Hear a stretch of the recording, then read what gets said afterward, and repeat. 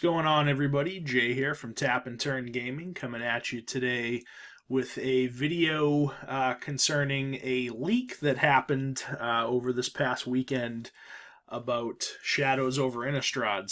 From what I've read, I actually watched another YouTuber's video on the topic, and from what I gather, somebody got their hands on a Shadows over Innistrad booster pack and leaked the cards that were included inside of the booster pack. So this video is to showcase those cards. You can see the cards. The website that I'm using is mythicspoiler.com, so if you want to go there and check it out yourself, you can.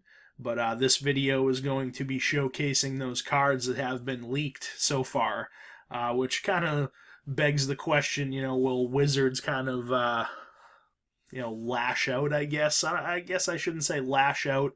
I can understand with the leak about Oath of the Gatewatch, and, they were kind of upset of their content being leaked and everything, and then that led to, certain judges being banned and other ones being suspended and blah blah blah blah blah. So it kind of makes you wonder if something similar is going to happen as a result of this leak. But that's not going to stop us from giving you guys some content about it. So for any of you that have not heard about this or have seen the cards yet, we're going to jump right on into it and take a look at these cards that were opened, supposedly opened in this booster pack. So the first one here is called Structural Distortion. I've kind of got them, sorted by common, uncommon, and rares. So we're going to take a look at the commons first. So we get this card, Structural Distortion. It's a 4-cost red sorcery.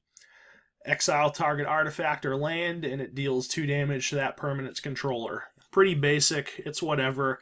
What I really like about this card is the flavor text on it.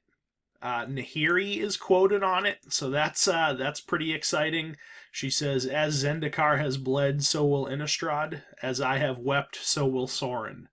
So this guy right here on the side, says Nahiri is in the set. She is the antagonist. She has flavor text on a red sorcery card, which she seems to be casting, blah, blah, blah. So there is a lot of speculation that she is definitely going to be in Shadows over Innistrad. There's speculation that she is the antagonist, and that some people also speculate that she will be a planeswalker in the set, and she will be Boros colored. So that's pretty exciting. Obviously the first time we saw Nahiri was in the Commander 2014 precons, the mono-colored precons. She was the Planeswalker commander from that deck, and she was pretty solid. So it'll be pretty interesting to see her return as a different walker, and potentially not just mono white. Next up we have Watcher in the Web. It's a 5-cost 2/5 spider. It can block an additional 7 creatures during combat. It also has reach. So that's cool. It's not bad. It's kind of interesting that it can block an additional 7 creatures. Maybe it's because it has 8 legs, so it can essentially block 8 creatures. So maybe that's their idea behind it. But it's pretty basic. Nothing too crazy. Nothing too special about it. I'm just going to X that out. Next up we have Hound of the Farbogs. It's a 5-cost 5/3 zombie hound with a new ability called Delirium. So basically what Delirium is, that will get turned on if you have 4 or more card types among cards in your graveyard. So, card types, obviously, instant sorcery, creature, artifact, enchantment, land, planeswalker. I may be missing one, but I believe those are the only ones. So Delirium will be triggered if you have 4 or more card types among the cards in your graveyard. It's kind of similar to the wording on Tarmogoyf. he gets menacing if you have, the more card types that you have in your graveyard, the more powerful he gets. So it's kind of similar, just this is set at if you have 4 or more. So it's an interesting ability. What I kind of think is a little bit silly about it is that this ability will grant this creature an ability. So it's kind of, I just think it's a little silly, honestly. Maybe we'll see some other cards with Delirium that'll, really do something crazy good, but, this one just gives this creature menace. So it has menace as long as there are 4 more card types among cards in your graveyard. Pretty basic, nothing special about it. Next we have Fiery Temper, which is actually a reprint, I believe. So it's a 3-cost red instant, deals 3 damage to target creature or player, and Madness is returning, apparently, in this set. So Madness is an old mechanic, so this card has a cheaper cost to cast it if you would discard it. So if something causes you to discard this card, you can instead cast it for its Madness cost for 1 red on this particular card. So that's pretty cool that Madness is returning. Next we have Expose Evil, which is a 2-cost white instant, which lets you tap up to 2 target creatures, and this also has a new ability called Investigate, which lets you put a colorless clue artifact token onto the battlefield with pay 2, sacrifice this artifact, draw a card. It's something new. I'll give him that, but it's not, all that interesting. So essentially, for 4 mana, you can tap 2 dudes and draw a card. Pretty basic. Nothing too crazy about it. Maybe there'll be some other cards with this Investigate mechanic that'll, be a little bit more enticing. But, again, this is just a common, but, that is a new ability in the set, supposedly, Investigate. Next we have Furtive Homunculus. I'm terrible at pronouncing that word. So, correct me in the comments on how to say it. But he is a 2-cost 2/1 with Skulk, which is another new keyword. So Skulk means this creature can't be blocked by creatures with greater power. So anything with higher than 2 power can't block this guy. So that could be relevant. In some situations. We'll see if any other cards come out with this particular mechanic. But, it's interesting. It's kind of similar to, I want to say, maybe Future Sight or something. It was a Kithkin. I think it was Miss Metal Skulker or something like that. It had, couldn't be blocked by creatures with mana cost 3 or greater or something like that. Something along those lines. Anyway, moving on. Next we have Stoic Builder. He's a 3-cost 2/3. When he enters the battlefield, you may return target land card from your graveyard to your hand. So, that might lead me to believe that there's, a decent amount of land destruction in this set. I mean, we did see one with Structural Distortion, where it lets you exile an artifact or land. But, we'll have to see. But, overall, it's not a bad card. A 2/3 for 3 isn't bad. And then you can take a land back from your graveyard to your hand. So, that's not terrible either. Next we have Lamplighter of Selhoff. He's a 5-cost 3/5. When he enters the battlefield, if you control another zombie, you may draw a card. If you do, discard a card. Pretty basic, at least from an EDH standpoint, because that's kind of how I look at, all these new cards. He might go good in a zombie tribal deck that, that runs blue. Maybe you're playing Thraxamundar. So a 3/5 with a loot effect on it, isn't terrible.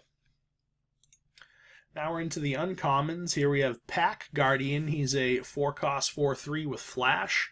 And when he enters the battlefield, you may discard a land card. If you do, put a 2/2 green wolf creature token onto the battlefield. Pretty neat, Um, I guess it kind of ties in with the Stoic Builder. So you could cast this Pack Guardian, dump a land into the yard to get a guy, and then play this guy and get it back. So yeah, it's not terrible. Plus the fact that it has flash is pretty cool. You can do some combat tricks with this guy. You could flash him in, dump a land into the yard, get the 2/2, and then use those two creatures to block something that's coming at you. So pretty cool. I like it. Next we have Invasive Surgery. It's a 1-cost blue instant that lets you counter target sorcery spell. Then if you have Delirium, if there are 4 or more card types among cards in your graveyard, search the graveyard, hand, and library of that spell's controller for any number of cards with the same name as that spell, exile them, then that player shuffles their library. So it's definitely an interesting card. The fact that it only counters a sorcery spell is, very limiting, but, maybe it'll see play. I don't really see it being played in Commander, really. When you can play things like Spell Crumple and Hinder and, Force of Will and all that good stuff. I'm personally not really huge into counter spells, but, there's definitely better ones you can play, at least from an EDH standpoint, over this card. Next we have a flip card. So flip cards are also returning in this set. So the starting side of this card is called Duskwatch Recruiter. He's a 2-cost 2/2. You can pay 2 and a green, look at the top 3 cards of your library. You may reveal a creature card from among them and put it in your hand. Put the rest on the bottom of your library in any order. And then it has that clause where at the beginning of your upkeep, if no spells were cast, transform him. And then when he's transformed, he becomes Kralin Horde Howler. He's a 3/3 werewolf. Creature spells you cast cost 1 less to cast. I assume that's what it says because of the glare from whoever took the picture on the card. So that's pretty cool. A 3/3 body that lowers the casting cost of your creatures by 1. That's pretty sweet. And then obviously at the beginning of each upkeep, if a player casts 2 or more spells last turn, he gets flipped back. Alright, next we have Dance with Devils. It's a 4-cost red instant. Put 2 1/1 red devil creature tokens onto the battlefield they have. When this creature dies, it deals 1 damage to target creature or player. Pretty interesting. Basically, it makes exploding red tokens. So when they die, they deal damage. So it's pretty cool. I like it. I want to say we saw a few devils from the Innistrad block, the original one. But, apparently they're back and they're a thing in this set. Because the next card is Devil's Playground. It's a 6-cost, and this is the rare, by the way. It's a 6-cost red sorcery where you put 4 of those 1/1 red devil creature tokens onto the battlefield they have. When this creature dies, deals 1 damage to target creature or player. So, apparently devils are a thing in this set. And it really is cool that they, they essentially explode when they die. So it's pretty interesting. And then this next card is a mythic rare, as far as I can tell. It is in a different language, but I think that was either spoiled yesterday or today. And it's called Mindbreaker Demon. So it's a 4-cost 4/5 with flying and trample. So, that by itself is definitely not bad. When it enters the battlefield, put the top 4 cards of your library into your graveyard. Then at the beginning of your upkeep, if you don't have 4 or more card types in your graveyard, you lose 4 life. So essentially, it's the classic black, drawback kind of thing. Especially on demons. Demons are very infamous for being extremely powerful, but having a pretty big drawback. So essentially, if you don't have Delirium, this guy is going to make you lose 4 life every upkeep. So, it might see play. The fact that it lets you mill the top 4 cards of your library, kind of when it comes in, will obviously help you out with that, getting those card types in your graveyard. I mean, this guy might be a house in like a Reanimator strategy that, wants to dump cards in the graveyard. I could see it being played in, strategies like that. But other than that, me personally, I don't really see anything too great about this guy. Yeah, he's a 4/5 for 4 with flying and trample, but as long as you, or I should say, if you don't have delirium, essentially, he's gonna drain you for 4 every upkeep. So generally in Commander, you want to be playing stuff with some sort of really cool ability tacked onto it. I mean, this guy, again, like I said, lets you mill your top 4. So the only thing that I could really see him being viable in is a reanimator strategy, or some sort of deck where you want to be dumping cards in the graveyard. But other than that, he's just a 4/5 flyer with trample. So that about wraps it up. So I believe that's the last card. So let me know what you guys think of these cards. What I'm honestly most excited about is the quote on that one red sorcery where Nahiri is quoted on it. So seeing all the speculation around that and around her, and people thinking that she's going to be the bad guy in this set, and she might potentially be a Boros-colored planeswalker, is very, very exciting to me. It looks like we'll also probably see Jace in this set, because I'm pretty sure this is Jace right here. He's got the little runes on his face, so, Wizards has a hard-on for Jace. I don't know why. He's okay. But, that about wraps up everything. So again, let me know what you guys think of the cards in the comment section down below the video. If you're excited for Shadows over Innistrad, or if you have any speculation about what the set might bring, leave me some feedback in the comments. But this has been Jay with Tap and Turn Gaming. Hope everybody enjoyed this little, I guess, kind of mini spoiler video for Shadows over Innistrad. And when more spoilers become available, we will do some content on that and get some videos filmed up for you guys about it. So again, hope everybody enjoyed the video, and we'll catch you later. Thanks a lot for watching.